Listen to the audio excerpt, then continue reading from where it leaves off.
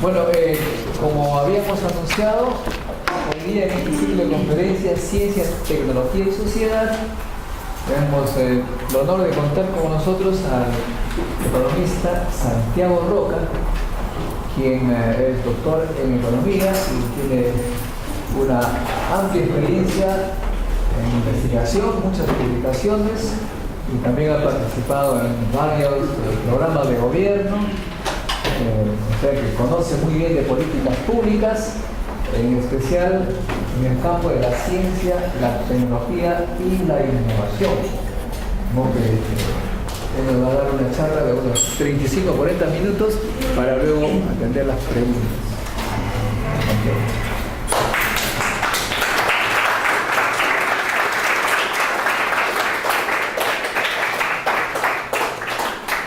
Bien, un gusto en primer lugar en estar aquí con ustedes, un poco compartiendo algunas ideas y reflexiones acerca del tema de la competitividad, la ciencia y la tecnología y la economía de mercado. Todos ustedes conocen de que la competitividad es un concepto empresarial. Las empresas son las que compiten y la más competitiva es aquella empresa que puede obtener mayores excedentes. Esa es la empresa más competitiva. Los países en realidad no compiten, sino los países buscan aumentar la producción, el empleo y la productividad de sus empresas. Quiere que sus empresas sean más productivas y que generen más empleo. Pero no compiten entre ellos los países, sino lo que buscan es generar un entorno de política pública que sea favorable al incremento del empleo, la producción y la productividad. Entonces, esa es una primera distinción muy importante, porque muchos autores hablan de que los países compiten entre sí, y los países no son empresas. Los países no están tratando de tirarse abajo al otro país como país, sino las empresas son las unidades económicas que compiten en los mercados. Lo que sí los países buscan es mejorar los niveles de vida e ingreso de su gente.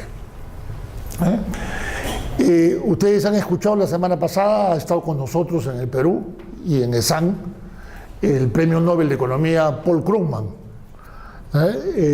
y sus escritos hablan de que como los países no compiten, el término competitividad entre países es un poco laxo, y que es mejor hablar más rigurosamente en términos de aumentar la productividad. Y la productividad, ¿qué significa?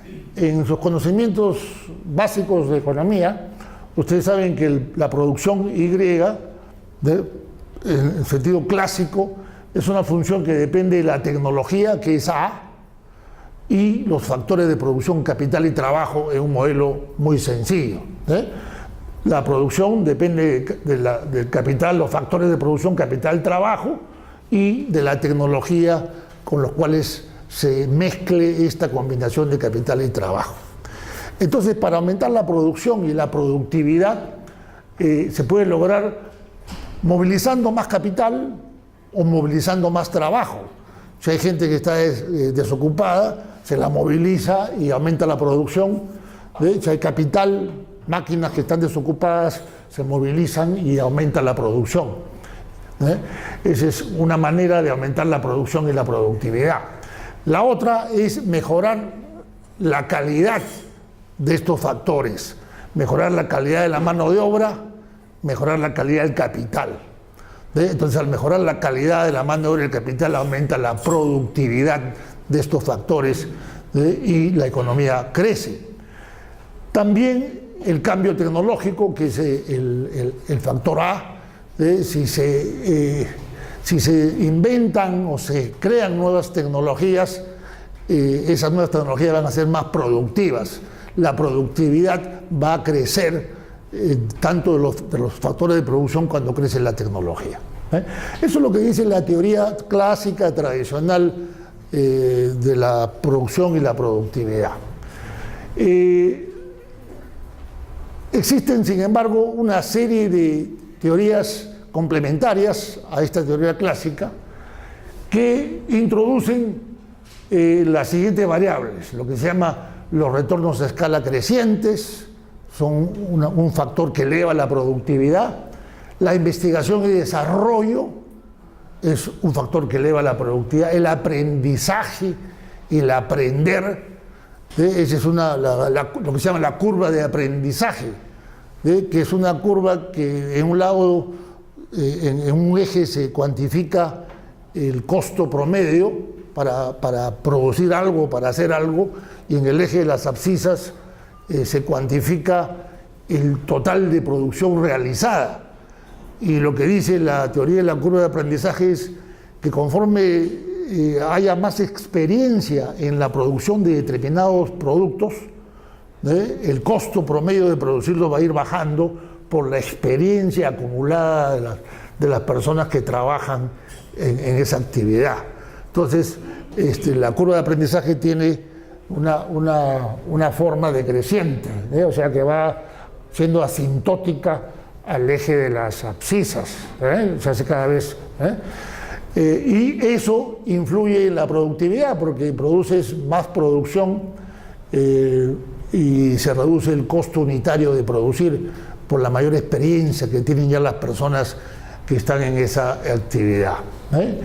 Se dice que aumenta la productividad cuando uno trabaja en condiciones de competencia imperfecta, cuando uno tiene poder de mercado. Tienes poder de mercado, entonces puedes elevar los precios y por lo tanto el valor monetario de la producción por unidad de factor producido crece, se incrementa.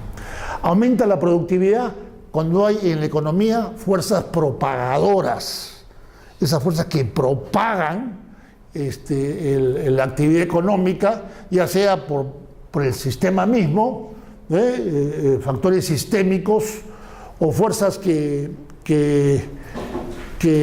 encadenan la actividad con otras actividades, que tienen enlabonamientos hacia atrás, hacia adelante, hacia los costados. O sea, la productividad crece no solamente a nivel de la empresa, sino si las fuerzas propagadoras de esa actividad al resto de la economía, a través de cadenas, enlabonamientos hacia adelante, hacia atrás, hacia el costado derecho, hacia el costado izquierdo, son más amplias, tienen más tejido, entonces la actividad económica tiene una fuerza propagadora mayor y incrementa la productividad de todo el sistema económico. Ya estamos hablando de un concepto de productividad global y no solamente productividad referenciada a la unidad microeconómica como ustedes conocen. Se aumenta la productividad cuando hay externalidades positivas, que lo que hace uno favorece al otro, sin que le cueste al otro, entonces la productividad aumenta. Cuando se difunde el conocimiento, hay mecanismos que permiten el acceso y la difusión de conocimientos, se desparrama rápidamente, la productividad crece. Caso típico, ustedes ven en el sector gastronomía, hay un buen sistema de difusión, algunos líderes que propagan el conocimiento culinario de los distintos tipos de gastronomía, y la fuerza propagadora crece y crece, se difunde el conocimiento, y la productividad promedio de todos los restaurantes va creciendo, la calidad va mejorando, la productividad del sistema económico se expande. La productividad crece cuando las instituciones son más fuertes, más sólidas, cuando la organización del Estado es coherente, cuando las instituciones conversan y están alineadas en sí mismo, aumenta la productividad.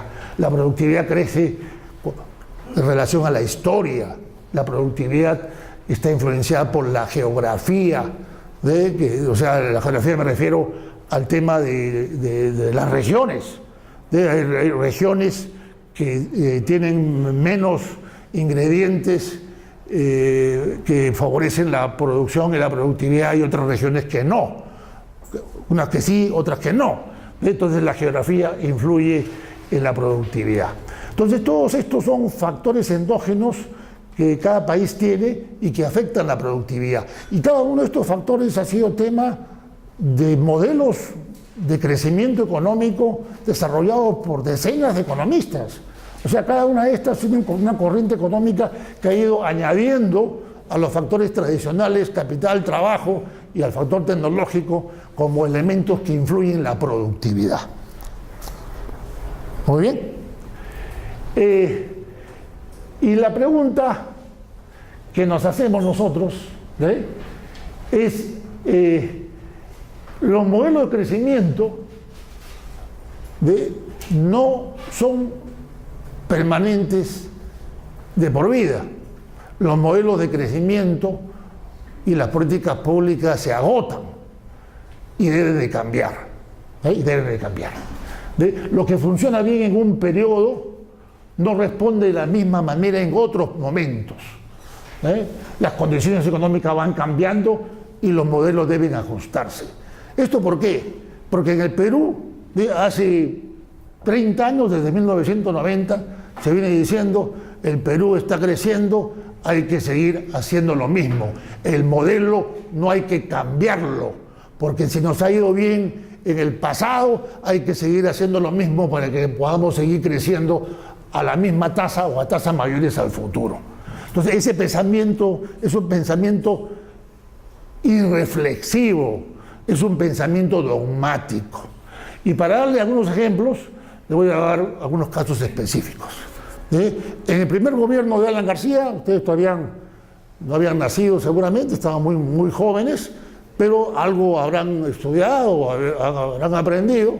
En el primer gobierno de Alan García, los 2 primeros años del gobierno de Alan García fueron años espectaculares. Él entró al gobierno en el año 85, encontró una economía que estaba recesada, estaba parada.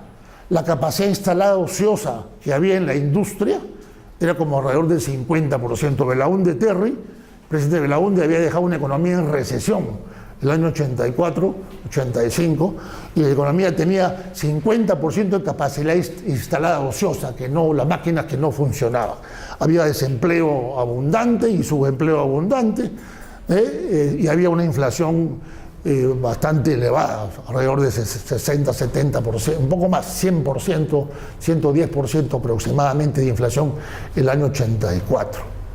Entonces entra Alan García y su paquete económico fue reducir los impuestos, reduce el IGB que estaba en 19%, 18%, lo baja a 11%, reduce la tasa de interés, dice el gobierno, la tasa de interés está muy alta, el gobierno baja la tasa de interés de un golpe, y bajó la tasa de interés y otras medidas adicionales.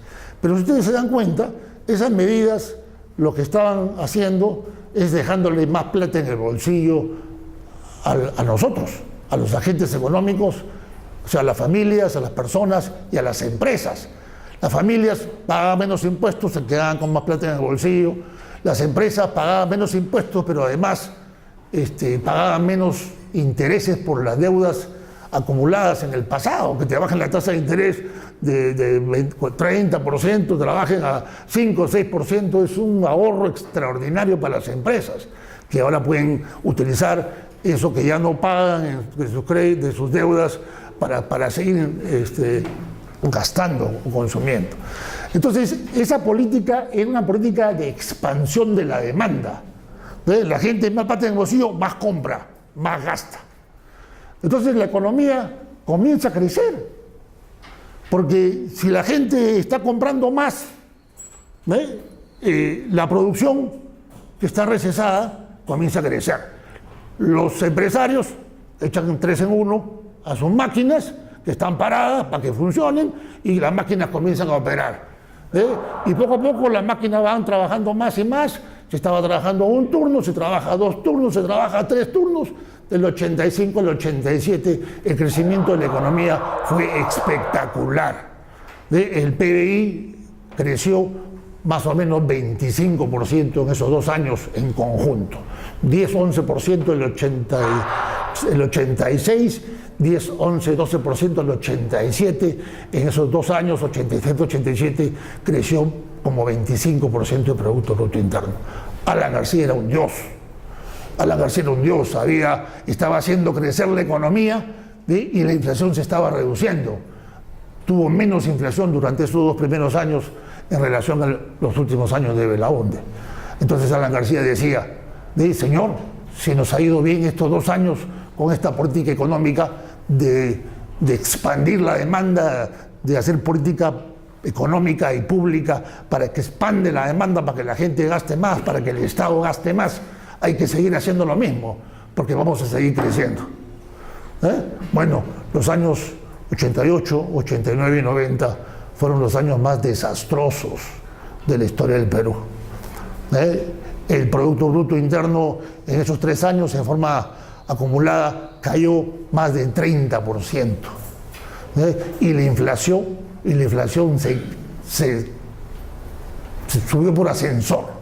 De unos 60% que fue el año 86-87, la inflación terminó en el año 90 con 7000% de inflación.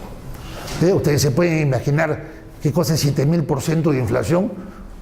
Una Coca-Cola que te vale $1, el día de hoy sube 7000 veces. Esa es la inflación en un año nomás, que el Perú tuvo el año 90. En el año 89 la inflación fue 3.500%.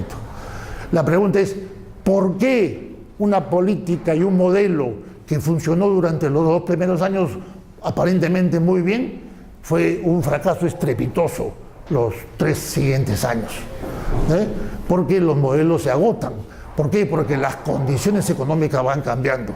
Cuando Alan García siguió haciendo política económica para impulsar el gasto, la demanda agregada de las personas comenzaban a gastar más, el Estado comenzaba a gastar más, pero ya no había capacidad de producción, porque las empresas ya estaban todas produciendo al 100% de su capacidad.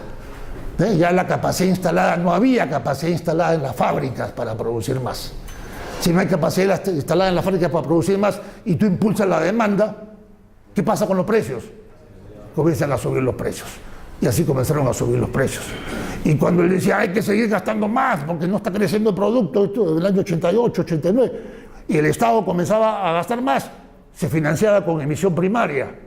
El Banco Central le prestaba, porque cambió la legislación, el propio Alan García, para que el Banco Central le pueda prestar al Tesoro. Entonces el Tesoro recibía los préstamos del Banco Central, gastaba más, el Estado gastaba más, pero no había más producción. Los precios seguían subiendo. No había producción. No podía producir más. Pero no solamente no había producción, faltaban dólares. Ustedes saben que para poder producir, para poder crecer, se necesitan dólares porque todos quieren comprar siempre algo del exterior para crecer. Las empresas necesitan insumos, necesitan repuestos, necesitan nuevas máquinas, necesitan dólares para comprar de afuera, cosas que no producimos adentro. No habían dólares para crecer, había una escasez de dólares muy grande, el 87, el 88. No había luz. Recuerden ustedes, Sendero, todos los días se tiraba 2 torres. Entonces la capacidad de generar luz se venía abajo, y si no hay corriente eléctrica no puedo aumentar la producción. Entonces no podía aumentar la producción. Faltaba luz, faltaban dólares, faltaban máquinas para producir. Entonces Alan García decía, Dios mío, ¿qué pasa? Si estoy haciendo lo mismo que hacía en el pasado, ¿por qué ahora no sigo creciendo como crecía en el pasado? Pero ya simplemente perdió de sentido de la realidad y le dijo a sus 12 apóstoles, porque él se reunía con sus apóstoles todas las semanas con los empresarios eran sus apóstoles, se reunía con los empresarios, claro, del 85 al 87, toda la semana los empresarios le decían, muy bien, señor presidente, estamos muy bien, estamos creciendo, estamos creciendo. Claro, Alan García, el 88, 89, le decía a sus apóstoles, ¿qué ha pasado, señores? Entonces Alan García dice, me han traicionado, son unos Judas, ustedes me han traicionado, porque no han invertido cuando deberían haber invertido. Entonces entró en loop y pagatapum, estatizó la banca, ya se alocó, se tiraba cabezazos contra la pared, decía, no comprendo, Dios, qué cosa ha hecho, si esto me ha funcionado bien, porque ahora me funciona mal. Y ya no lo entendía, entró en locura, estatiza la banca y termina su gobierno con una hiperinflación desastrosa y un país en ruinas, donde el producto decrece más de 30%, más de lo que había crecido durante esos 2 años de gobierno inicial. Un caso que nos indica que los modelos se agotan, que cuando ustedes escuchen las noticias que dicen hay que seguir haciendo lo mismo porque estamos creciendo un momentito, nada de dogmas, nada de fe, aquí hay que usar el cerebro, hay que mirar las condiciones detrás de la economía en cada momento y hay que reflexionar, dejar la fe y el dogma y la ideología mal concebida en favor de una corriente para seguir haciendo lo mismo. Les puedo dar otros ejemplos. Este es un ejemplo muy conocido. Casos de modelos aplicados en entornos con estructuras de mercado diferentes, donde la acción para buscar que se aumente la producción, por ejemplo, en 2 valles diferentes de una misma región, y valles con las mismas condiciones físicas, pero con estructuras de mercado distintas. En un valle solamente hay uno que compra la producción de banano o la producción de azúcar, y la producción de banano está realizada por miles de pequeños productores de banano, por decir. Y otra estructura de mercado en el valle contiguo, donde no hay un solo comprador de los productos que producen los agricultores, sino hay varios compradores de esos productos de los agricultores. Entonces miren ustedes, en el primer valle en que había un solo comprador, o sea, un monopsonista, ese monopsonista, el único comprador, hacía uso de su posición de monopsonista. ¿Y qué hace un monopsonista? Achica precio, y estruja al agricultor, le paga menos de lo que corresponde, lo que pasa con la leche, lo que pasa con el algodón, cuando venden el algodón al que industrializa el algodón, etc. Entonces, los pequeños productores eran, diríamos, abusados por el monopsonista. Consecuencia de eso, los productores agrícolas fueron dejando de producir los productos que compraba el monopsonista. ¿Por qué? Porque claro, nadie va a producir teniendo pérdidas, si no puede cubrir sus costos, no puede mantener su familia, ¿no es cierto? Entonces fueron dejando la actividad productiva. En el otro valle contiguo no había un monopsonista, habían 2 o 3, el Estado puso otro más, y habían estructuras de integración vertical medianas, o sea, varias estructuras así.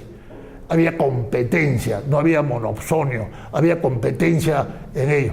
Y cuando hay competencia, se compite, yo te pago un poquito más para tener tu producto. Entonces los agricultores tomaron ventaja de la competencia que había entre los compradores de sus productos primarios, y evidentemente lograban progresar. Entonces miren ustedes cómo las condiciones de poder de mercado en 2 valles contiguos el uno con el otro, llevan a situaciones en un caso aumento de la productividad, y en el caso donde hay monopsonio, a un fracaso total de la producción y la productividad. Entonces, ojo, mirar las condiciones que hay en los mercados. O, por ejemplo, el caso de nosotros mismos.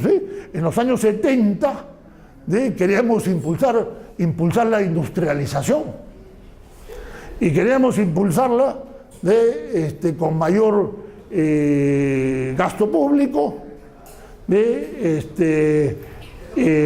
con mayor gasto público, o por ejemplo, bueno, es un caso específico, mayor gasto público, que te va a generar más demanda para los productos industriales, una economía cerrada como la que tenía el Perú, porque había una economía cerrada con muy altos aranceles y una programación mal hecha sobre qué debería producir el Perú, qué producía Colombia, qué debería producir Venezuela, Bolivia, los países de la comunidad andina tenían un programa de hacer industria y de tratar de dividirse las actividades industriales. Entonces acá se producían automóviles, plantas de automóviles, tenía laboratorios farmacéuticos que producían medicinas, etcétera, pero también en otros países del Pacto Andino también, pues. Pero ¿qué pasaba? Tú impulsabas el gasto, te dabas cuenta que te faltaban dólares. Entonces no podías, tenías una restricción, que no podías avanzar o desarrollar la industria porque te faltaban dólares. Y como estabas en una economía cerrada, lo que protegía a la industria eran los aranceles, y las empresas extranjeras que habían venido a producir automóviles eran totalmente ineficientes, y el automóvil costaba 3 veces más de lo que costaba importarlos y que no se pagaran aranceles. Lo único que permitía que se produzca el automóvil era el arancel. Un arancel más de 100, 120, 130%, 140%. Entonces los extranjeros venían, ensamblaban las piezas, no hacían producción local, no difundían tecnología, nada, y simplemente vendían más caro y eran rentistas, y simplemente el país no crecía. Entonces tienes 3 casos específicos de cómo los modelos no hay que aplicarlos a rajatabla, en forma dogmática, científicamente, sino deberían llevarnos a una mejor reflexión sobre las condiciones en que estamos. Quería una pequeña introduccción. Ustedes, aquellos que no se enteraron de estas charlas, deben ir apuntando las frases que queden en la memoria, las más resaltantes en su cuaderno, una por una, las más importantes, que les llame la atención, y al final, realmente van a ser las hojas que les voy a dar, al final van a hacer una conclusión de sus frases, para que no intenten.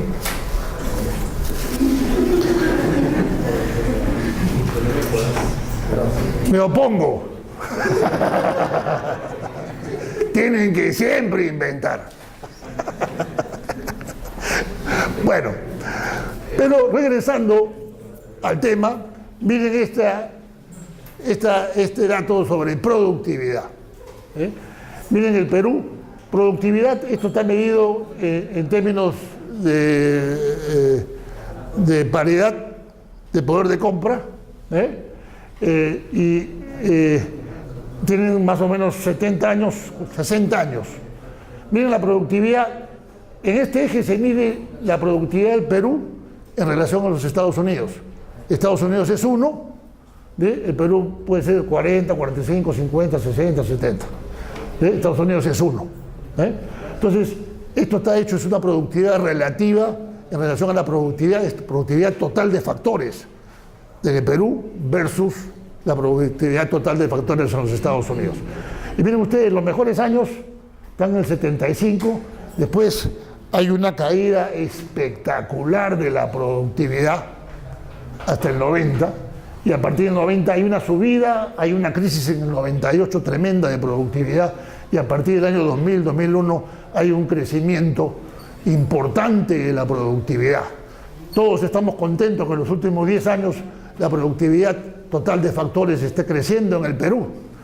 Sin embargo, no perdamos el mapa de esa productividad de factores que tenemos el día de hoy todavía está muy por debajo de la productividad de factores que teníamos hace 40 años.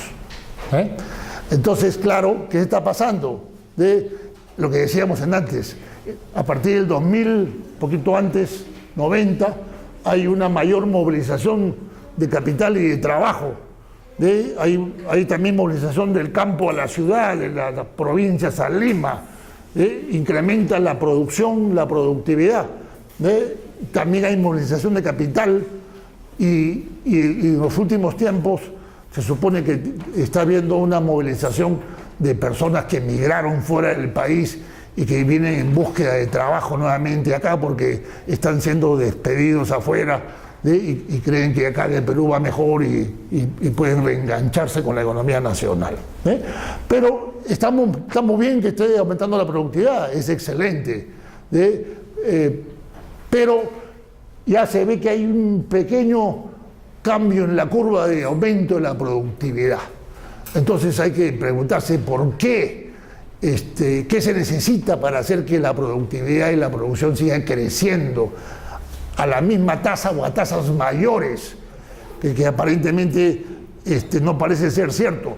Parte de este aumento de la productividad se debe a factores externos, suerte, de un periodo en el mundo donde los precios de las materias primas han crecido relativamente más que los precios de los otros productos que no son materias primas, un periodo en el cual China ha tenido una gran demanda de materias primas, un periodo en el cual la política de Estados Unidos monetaria ha originado que esos excedentes de dólares que emite el Banco Central de los Estados Unidos estén buscando dónde irse y esos dólares han venido al Perú. Y al venir al Perú han elevado el precio de las viviendas, elevado el precio de los terrenos, porque ese capital, ese flujo de capitales que vienen al Perú, dicen, ¿dónde invierto? Entonces compro inmuebles, compro terreno, sube el precio de los terrenos, compran activos financieros y compran hasta la moneda nacional. Y eso ha originado lo que se llama la apreciación del tipo de cambio. El tipo de cambio, el sol se ha venido apreciando, el dólar se ha venido devaluando por esos movimientos. Entonces, no hay duda que si queremos que la productividad siga creciendo, tenemos que buscar la eficiencia. Pero también es necesario mejorar la calidad de las actividades económicas. No pensemos que porque estos 10 años nos ha ido relativamente bien con las materias primas, hay que seguir produciendo materias primas. Tenemos que buscar mejorar la calidad de las actividades económicas o mejorar la capacidad o el potencial de generar valor de las actividades económicas. Si ustedes cuando salgan de la universidad, tienen que decidir una cuestión importante en sus vidas, a qué se van a dedicar. Si ustedes se van a dedicar a productos que tienen poco potencial para generar valor, están muertos, toda su vida trabajarán día y noche trabajando y no van a tener más que para comer el pan, nada más. ¿Por qué? Porque escogieron mal, escogieron las actividades que no tienen potencial de generar más valor. Ustedes tienen que reflexionar bien. Esa decisión es muy importante. ¿A qué se van a dedicar? ¿Qué tipo de actividades? Claro, yo comprendo que la premura es, no hay trabajo, no tengo dónde ir, y me meto y me pongo a hacer, polos. Pero hago polos y todo el mundo hace polos. Y el costo de la producción de polos no lo puedo vender más allá de su costo, no tengo más que una ganancia ínfima. Entonces trabajo y sigo produciéndolo y no tengo excedente, no soy competitivo. Vienen los chinos, me meten los polos chinos más abajo, tienen costo de producción más bajo, me sacan del mercado. Estoy en actividades que no generan mucho valor, que no tienen potencial de generar valor. Entonces, yo les digo, bueno, quédense sin trabajo durante varios meses hasta que encuentren alguna actividad que tenga potencial de generar valor. Y hay miles que pueden generar valor, pero hay que ser creativo para poder hacerlo. Claro, la angustia de uno, sus necesidades de sobrevivencia lo llevan a uno a aceptar lo que haya. ¿Qué soy? ¿Me vuelvo qué cosa? Guachimán, me vuelvo taxista, me vuelvo las actividades que tienen baja productividad, que generan muy baja productividad. Entonces termino encadenado toda mi vida en actividades de muy baja productividad, cuando ustedes tienen que mirar más allá, mirar que tienen que ir buscando las actividades que tengan mayor potencial de generar valor.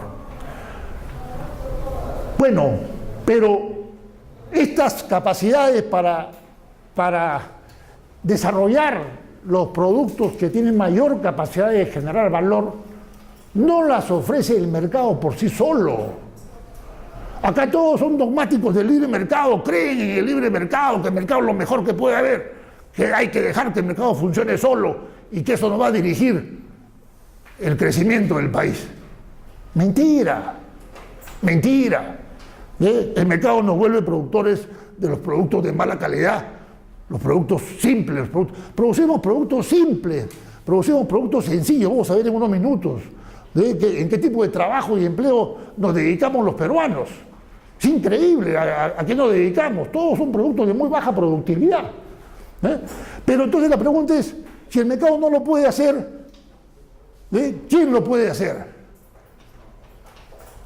Entonces ahí viene otro tabú que hay en el Perú, porque en el Perú hace 20 años, desde los años 90, cuando entró nuestro amigo Fujimori al gobierno, se eliminó el Estado como un elemento de impulso de la productividad y que podía jugar un rol importante en el desarrollo de actividades con mayor potencial.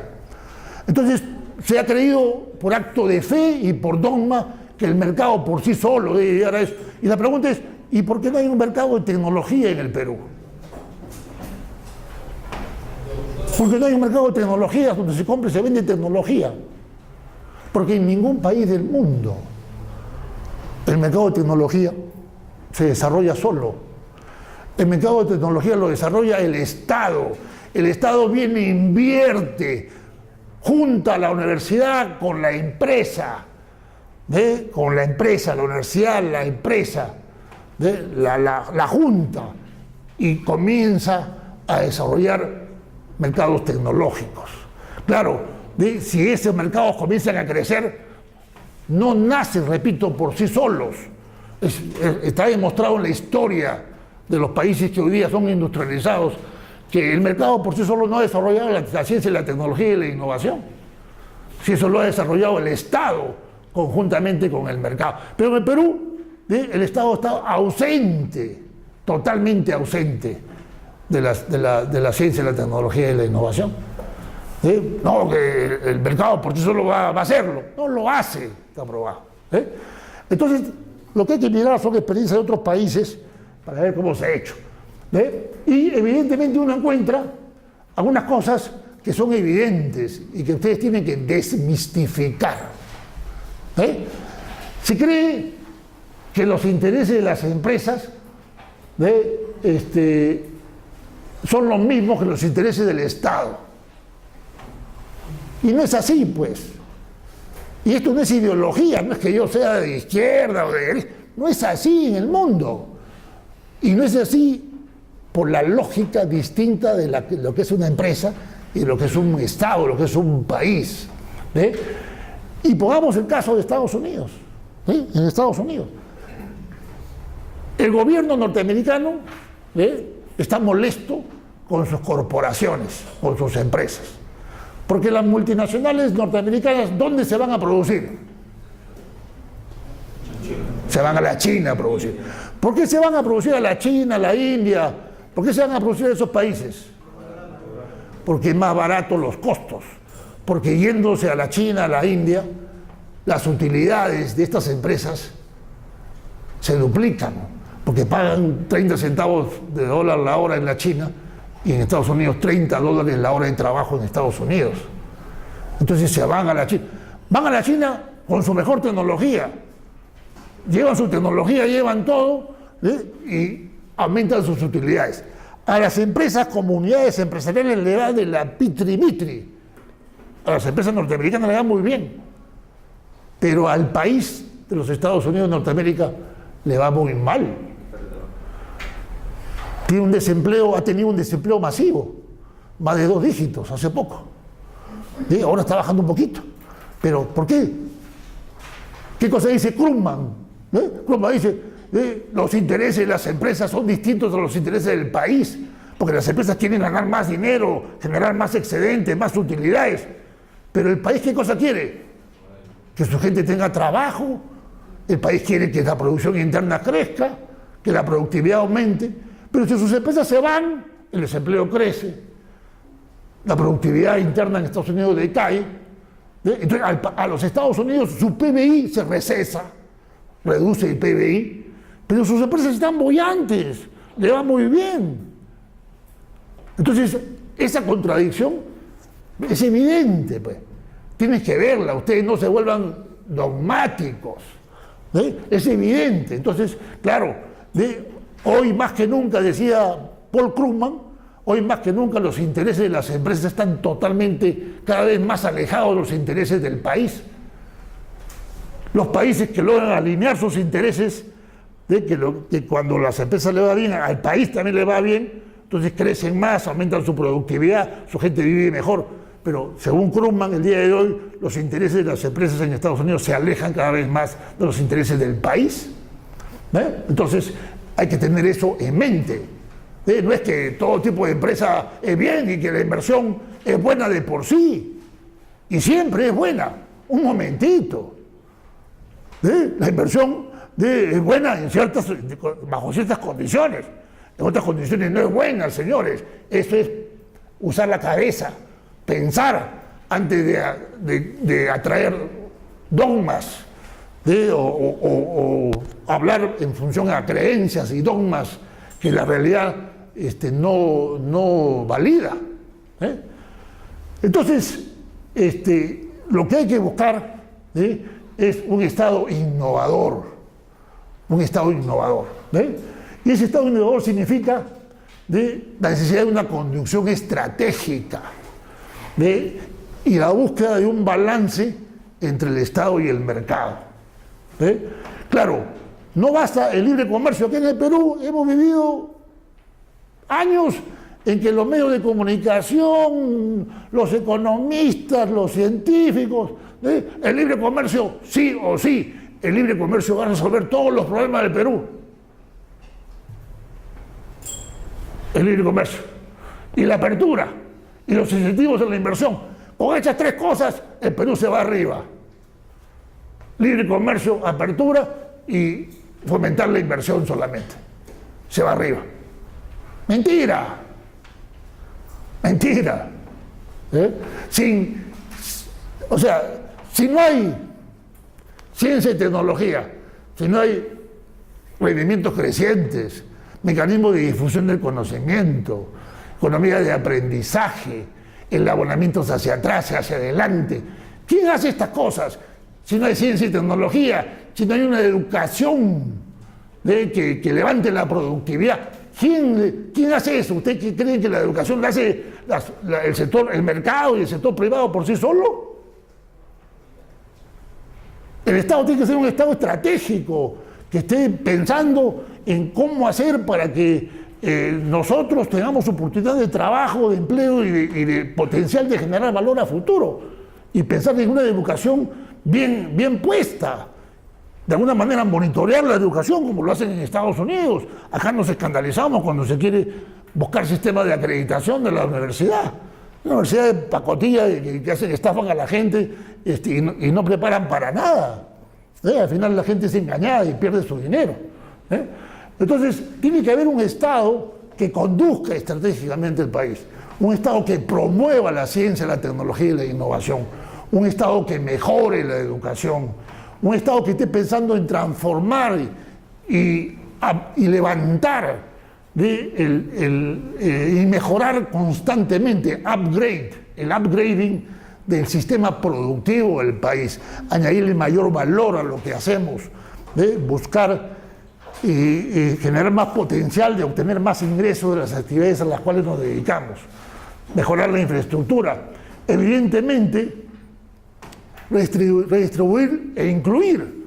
Krugman está haciendo investigaciones el día de hoy, este premio Nobel de Economía, y que está demostrando que la desigualdad en Estados Unidos ha crecido tremendamente y que esa desigualdad está originando una reducción de la productividad en los Estados Unidos.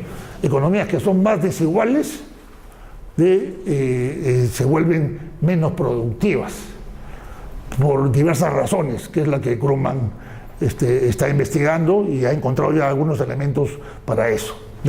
Y también dice el tema de la geografía. Es muy importante la geografía. No es lo mismo Tumbes que Cusco, que Madre de Dios, que Piura.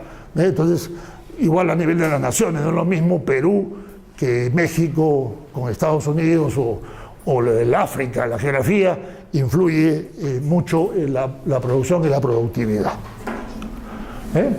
Y para que vean ustedes que el mercado por sí solo y un Estado débil como el Perú tiene hace 30 años no funciona bien y estamos perdiendo oportunidades de crecer y de aumentar la productividad, es que somos casi los últimos en educación, en cualquier índice que ustedes quieran medirlo. En educación estamos hasta el queso. En innovación, peor todavía. Bajo cualquier índice que lo quiera medir, el World Economic Forum o el Global Competitive Report o los datos de WIPO, de la Organización Mundial de Propiedad Intelectual, estamos entre los peores. El mercado por sí solo no nos mejora la innovación. El Estado tiene que fomentar la innovación, poner plata, recursos. No, que eso es mercantilismo, que eso el Estado tiene que organizarse bien, la institucionalidad para promover la ciencia y la tecnología, que son importantes. El mercado no lo hace. Miren ustedes, acá está. ¿A qué se dedican los peruanos? Miren ustedes, tenemos 5 millones de personas del 15 millones que es el total, que 34% de la PEA, más 16%, más de mitad de la PEA, que se dedican a actividades sencillas. Son barredores, recogedores, guachimanes, taxistas, y actividades que no generan de muy baja productividad. Claro, compara con otros países, y esos tipos de ocupaciones en Finlandia, en otros países son mucho menor. Se necesita esa gente, por supuesto que se necesita esa gente, pero porque esos sectores se necesitan, son intensivos en mano de obra, pero la concentración de la gente que trabaja es mucho menor. Hay una gran cantidad de gente que trabaja en otras profesiones, en otras cosas que tienen capacidad de añadir más valor. Por supuesto que también en los países desarrollados hay un mecanismo de solidaridad, porque los que trabajan en las actividades sencillas son reconocidos por la sociedad y la sociedad les compensa con salarios más altos. ¿Por qué gana un peluquero en el Perú? Un peluquero, el servicio de cortarse el pelo, que es un servicio necesario. ¿Cuánto le pagan ustedes a un peluquero? 5 soles. ¿Cuánto le pagan a un peluquero en Noruega? $50, $60. Usted me va a decir que el peluquero en Noruega es más capaz, tiene más habilidad, corta mejor el pelo que el peluquero en el Perú. La sociedad noruega tiene un sistema que permite que las actividades más sencillas y servicios necesarios la gente gane mejor, protege con sueldo mínimo, protege con ciertas cosas y logra un mejor balance en tema de los ingresos. Pero sin embargo tiene una mayor proporción de su gente metida en las actividades en las profesiones que dan más valor. Acá en el Perú, en las universidades son 3 profesiones las que existen. No tenemos una división del trabajo. La división del trabajo es muy sencilla en el Perú. Las actividades que nos dedicamos son unas pocas, nada más, unas pocas. Y todos se dedican a eso. Entonces la productividad está en los suelos, los ingresos están hasta abajo, están en los suelos, pues. Entonces, evidentemente, el mercado por sí solo no es exitoso, se requiere una estrategia nacional para ir generando una mayor división del trabajo, mayores especialidades, carreras tecnológicas, etcétera, que vayan aparejadas a una producción y a un crecimiento de la demanda. En eso es parte del arte. 10 minutos. Muy bien. Y para que vean ustedes la composición, también tengo datos sobre la producción. Esto solamente es la composición de las exportaciones e importaciones por niveles tecnológicos del Perú. La composición de las exportaciones. Y miren ustedes, el Perú desde hace 87, 97, 2007, 2017, casi 30 años, bueno, en este caso 25 años, del 87 al 2008, el porcentaje de exportaciones, lean ustedes la tercera fila, primarios, productos primarios más basados en recursos naturales. El Perú, desde hace 30 años, 87, 97, 25 años, sigue aumentando el porcentaje de sus exportaciones en productos primarios y basados en recursos naturales. Mira, baja tecnología, estamos inclusive produciendo menos. Mediana tecnología, 3%. Viene de alta tecnología, 0%. O sea, no producimos nada de alta tecnología. Otros. Y no cambiamos la estructura de los bienes que producimos. Detrás de esos bienes está la división del trabajo y la sencillez y simplicidad de las actividades económicas a las cuales nos dedicamos. Nos dedicamos a actividades demasiado sencillas. Sin embargo, miren ustedes, importamos cada vez más productos de alta tecnología. 8% el 78, 16% el 2008. Mediana tecnología 48, 41, baja tecnología 4. O sea, queremos comprar la última moda. El último celular, el último iPad, estamos con la tecnología y compramos cada vez productos con más componente tecnológico, de investigación y desarrollo incorporado en los bienes que compramos. Entonces compramos más bienes de alta tecnología y seguimos vendiendo lo mismo y producimos y exportamos casi ningún bien con alta tecnología. Ahora estamos aparentemente bien por suerte divina. Precios internacionales, entrada de dinero, eso se cae, o se acaban los recursos naturales, y ¿cómo financias lo que tú quieres comprar? No puedes financiarlo, pues si tú no exportas no puedes importar, necesitas dólares para importar. Entonces no estamos pensando a futuro. Queremos comprar la última tecnología, el último televisor, el último auto, pero tenemos que trabajar el doble. Como trabajamos en actividades sencillas, yo quiero eso, yo quiero este celular, yo quiero esto.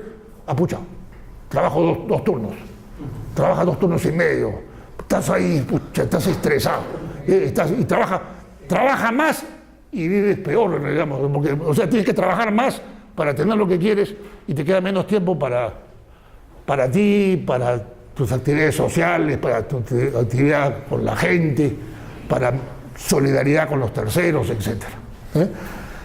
Entonces, evidentemente, el mercado no está así. Y miren ustedes, en una investigación que nosotros hicimos hace ya varios años, porque esto ha sido publicado en inglés, en castellano, este estudio que está acá,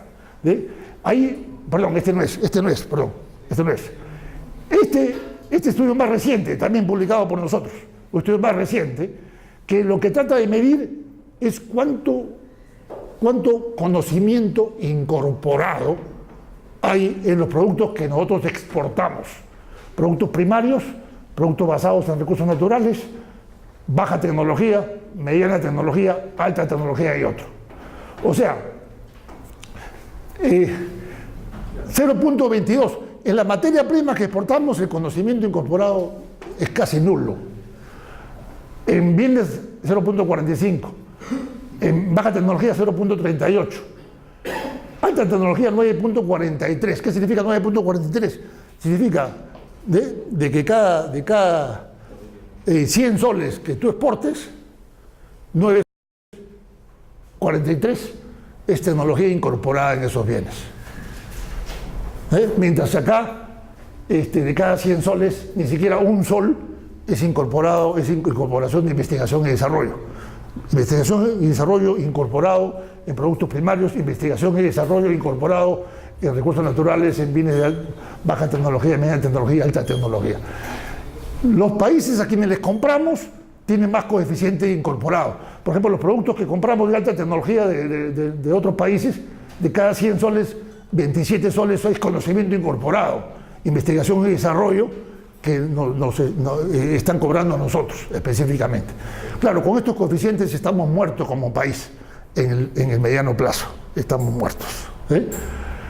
Y ese es el trabajo de investigación de hace un tiempo atrás, en que se demostraba, este es algo que muestra cuál es la relación entre el nivel de vida estimado por consumo per cápita, por salarios reales o sueldos reales y salarios reales. Y atienden los sectores productivos. Entonces, ¿qué cosa es lo que muestra este cuadro? Este cuadro muestra que cada vez que el Perú aumenta la participación de sus actividades primarias, el nivel de vida baja 2,58%, o sea, el consumo per cápita baja 2,58, baja 5,41, baja 7,36. Cuando el Perú produce más bienes primarios, baja el nivel de vida de los sueldos, los salarios y el consumo. Cuando el Perú produce más bienes manufacturados, aumenta el nivel de vida, aumentan los salarios, aumentan los sueldos, aumenta el consumo per cápita. Cuando el Perú produce más bienes de construcción, también mejora el nivel de vida. Cuando el Perú produce más servicios, el nivel de vida es neutro. O sea, las actividades de servicios no incrementan 0,05, 0,28, no incrementan el nivel de vida en el Perú. Pero la gran cantidad de actividades económicas a que nos dedicamos son servicios. Entonces el nivel de vida no crece muy poco.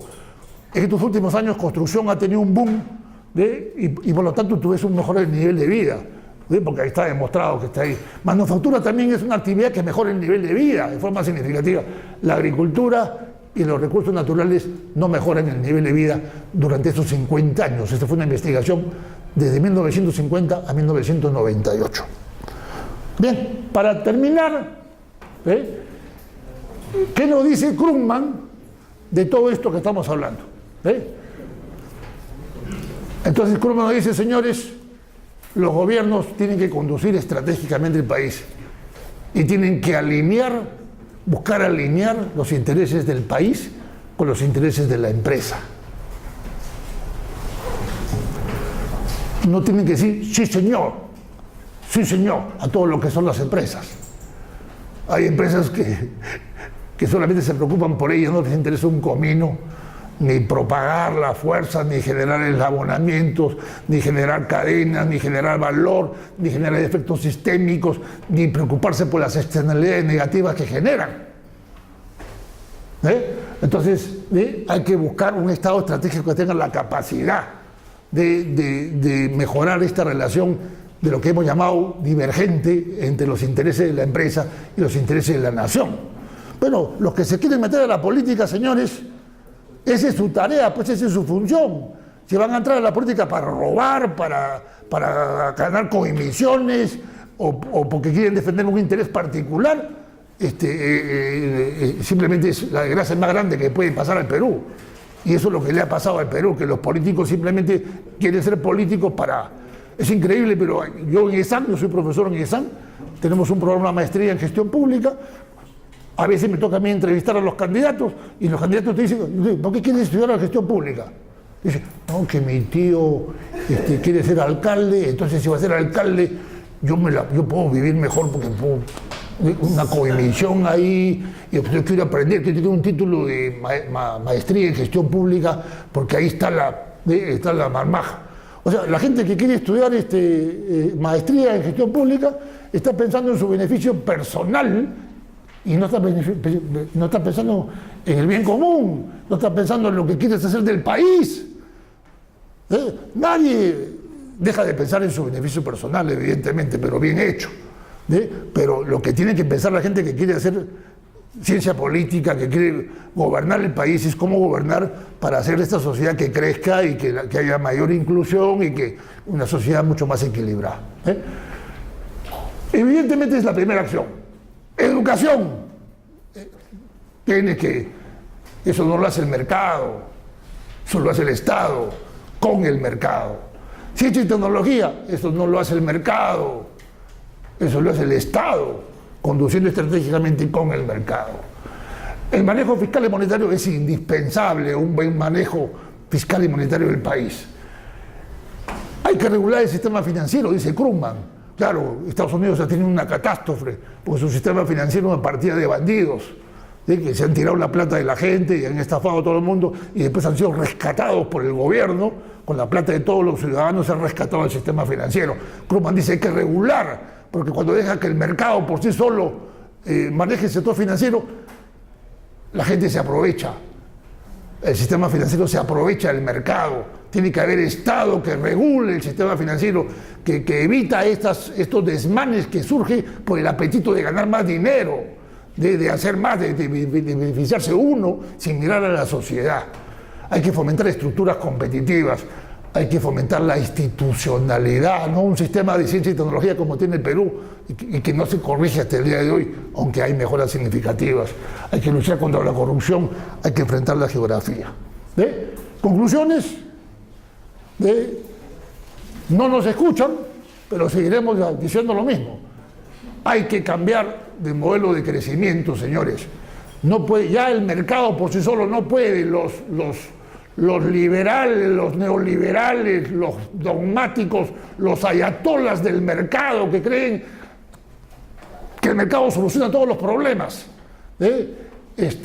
Ya no da más, no se va a poder sostener el crecimiento con ese tipo de teoría, ese tipo de modelo.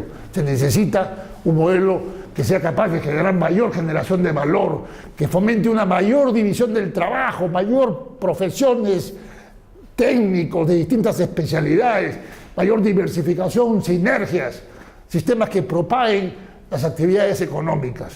Necesitamos un mejor balance entre el Estado y el mercado, enfatizar las complementariedades que pueden haber entre ambos. Tenemos que mejorar la educación y permitir la rigurosa participación del Estado en el fomento de la ciencia, la tecnología y la inversión. Tenemos que mejorar la institucionalidad del Estado, priorizando el cambio tecnológico y el aumento de la producción y productividad. Mejorar el balance de la geografía y la descentralización. Conjugar lo local con lo nacional y lo global. Espero que algo de esto les quede a ustedes hacia adelante y que les permita orientar sus propias decisiones individuales para que sean ellas congruentes con las necesidades del país. Muchas gracias.